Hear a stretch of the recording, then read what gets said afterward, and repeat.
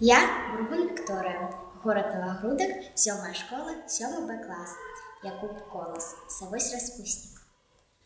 У Савосіва сусіда був пярэстенький каток, вихованець Павла деда, такі славний пістунок.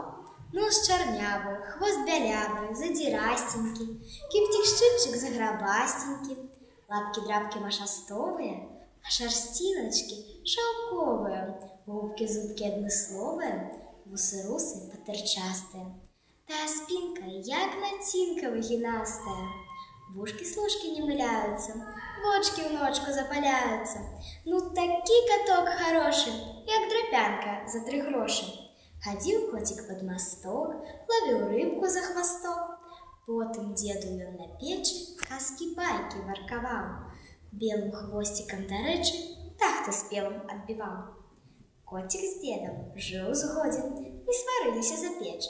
Был раз котик на походе, на мышей поднял ён меч. Шел каток с походу, разогнавши мышек, и сел на колоду под стрешек, затишек. Грея себе спинку, мордочку и лапки. Зирк совой с будинку выскочил без шапки. За совосем Рудька, куси-кота, тютька.